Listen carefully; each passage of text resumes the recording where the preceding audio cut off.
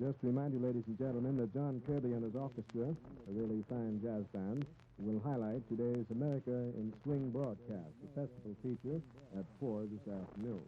Here is music in the jazz idiom, music of a high order that every listener will enjoy. We invite you to listen in at 4 o'clock. Each Saturday at this time, your city station, cooperating with the City College Civilian Defense Council, presents a talk on the broad subject of the role of science in the war. Eminent authorities discuss the contributions of chemistry, biology, physics, and engineering to the victory that democracy must win. Now, today, for the second broadcast in our series, our program guest is Mr. A.X. Schmidt of the Department of Chemical Engineering of City College, who will speak on nylon and the war effort. Mr. Schmidt. Good morning, ladies and gentlemen. From olden times, silk has been prized as the fabric of luxury, the raiment of royalty. As early as the middle of the 17th century, scientists had already begun to dream of making, by synthetic means, a fiber which would have the properties of silk. Today, that dream has become a reality that is playing an important part in our war effort. In a previous lecture, we discussed the chemist's discovery that all textile materials are composed of molecules which are in the shape of very long, flexible chains. Indeed, since then, he has established the cardinal principle that if any substance, natural or synthetic, is to be spinnable into fibers and threads, it is essential that it be composed of these long, chain-like molecules. Further, he has learned how to build such chain molecules synthetically, and by this means has produced the man-made fabrics known to us as rayon, Celanese, vignon, and nylon. The first commercial successes in this direction came in the early years of the 20th century with the production of the several kinds of rayon. These rayons possess many of the outward properties of silk. They are contributing a great deal to our material welfare by making available silk-like cloths and garments at prices considerably below that of silk itself. However, on the basis of chemical constitution, the rayons differ radically from silk. They are made from chain-type molecules of cellulose, obtained from trees or the cotton plant or other members of the vegetable kingdom. Silk, on the other hand, is a protein from the animal kingdom. The delicate silkworm, which can thrive only in special climates, spins it into a long thread from a body secretion in forming its cocoon.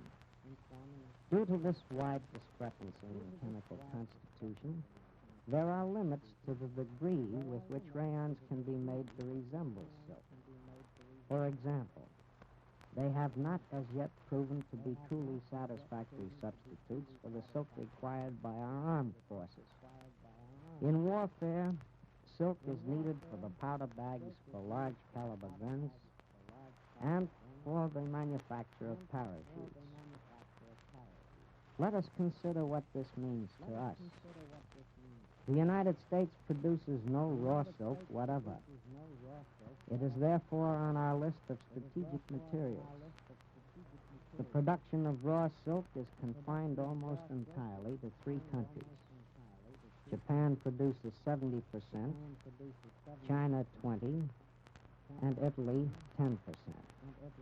Of the 3, Japan and Italy will naturally not supply us, while war-torn China cannot supply us. Does this mean that we are facing an acute problem? Does it mean that when our present stores of silk are used up, the war effort will be crippled? The answer, fortunately, is no. It was left to Wallace H. Carothers, one of the leading American chemists of our generation, to save us from this dilemma. About 10 years ago, he and his co-workers discovered how to make a new kind of chain molecule in the chemical laboratory. It is called a polyamide. Chemically, it resembles the proteins and is therefore much closer in composition to silk than any of the man-made textile molecules that preceded it. A long uphill struggle involving a great deal of research and invention was required to translate this laboratory discovery into practical results. But in 1940, the new synthetic material appeared on the market under the trade name of nylon. A product of American research, it was an immediate commercial success. American women have already had first-hand experience with this new material in the form of stockings. Many of them actually prefer nylon to silk, and for good reason. In several important respects, nylon is superior to silk. For example, it is stronger, more elastic, dries faster after washing, and is completely mildew-proof. Warfare agencies have had a similar experience. They find that nylon makes parachutes which are, if anything, better than those manufactured from silk. We previously mentioned 1940 as the date when nylon first appeared on the consumer market. Just in time from the standpoint of the war effort, our problem of silk supply for war needs is partially solved. Certainly, it is not acute. There are stockpiles of silk on hand, and excellent parachutes can be made from nylon. However, there is still cause to be careful with silk. We must not waste what we have. It is still the best material for making powder bags for large caliber guns. When the gun is fired, the powder bag must burn rapidly, completely, and cleanly. No other textile burns and flashes the way silk does, although some types of rayon are fairly satisfactory in this respect. Luckily, good powder bags can be made from waste silk. Public-spirited women can therefore contribute to the war effort by saving outworn silk articles against a future day of possible need. Care should be taken not to mix rayon or nylon with this silk. Turning now to another side of the question, every woman is naturally interested in what the future may hold with regard to that especially important item, her stockings. Indeed, recent advices from usually reliable sources indicate that this is a matter of concern to our armed forces as well. The cause of the fashionably encased leg as a means of maintaining morale in the ranks of an embattled nation may be eloquently and admirably pleaded. But seriously, what should a woman do about stockings, and what may she expect of the future? In normal times, women's stockings are the largest single outlet for silk. There will undoubtedly be a shortage of silk for non-defense purposes. In fact, it is already here. The most selfish and unpatriotic thing a woman can do under the circumstances is to attempt to hoard a store of hosiery. The best things she can do from a constructive standpoint are the following. First, buy stockings only as needed and in normal amounts. Second, take particularly good care of them. Third, try nylon or rayon stockings, or the new types of silk of lisle hose that have come on the market during the last few years. This lisle hosiery is distinctly superior to that of a decade ago, remarkable in wearing properties, and excellent in appearance. To the woman who will act patriotically in this situation, and this means, after all, acting rationally and unselfishly, there is this to say. The capacity of our nylon plants is being increased as rapidly as possible. The day will come in the not-too-far distant future when we shall not have to depend at all upon the silkworm. Most of the world's silkworms may be Japanese nationals working for the forces of darkness, but we have American chemical and technological genius working for us. But nylon is not the only synthetic fiber of merit.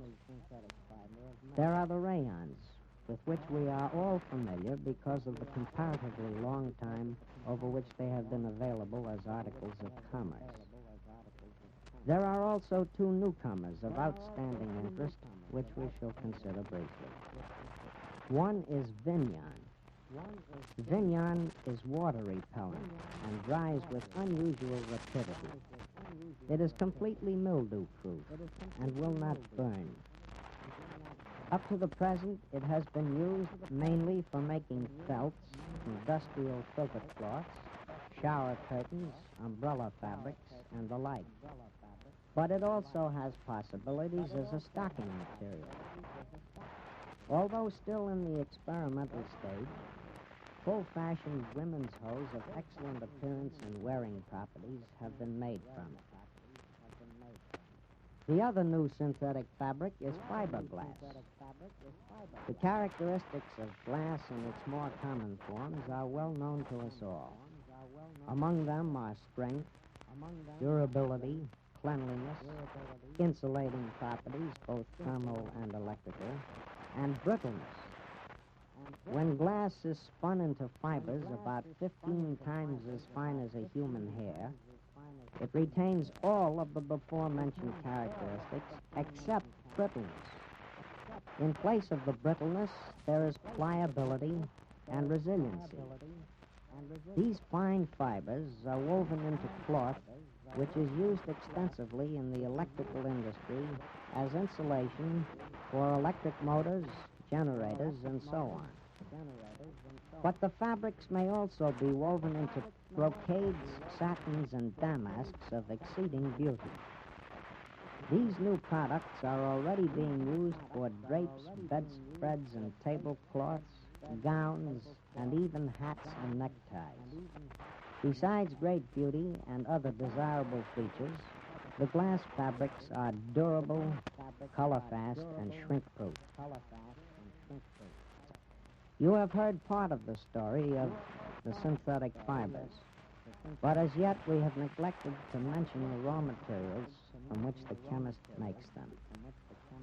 The list is fantastic enough, including, as it does, wood, glass, limestone, coal, water, and air. In all ways, the story is as romantic as the tale of Cinderella and the glass slipper, and more wonderful because it is true. The fairy princess does not wave a magic wand to make beautiful, useful fabrics out of thin air. It is the chemist and the engineer, wielding the stern yardsticks of cold reason and hard work. Thank you very much, Doctor. Ladies and gentlemen, Dr. A.X. Schmidt of the Department of Chemical Engineering in City College has discussed this morning nylon and the war effort, one of the weekly broadcasts concerned with the broad subject, the role of science in the war. These programs are brought to you by your city station in cooperation with the City College Civilian Defense Council. And during broadcasts in the public service series, eminent authorities will discuss contributions of chemistry, biology, physics, and engineering to the victory that democracies must win. This is the Municipal Broadcasting System.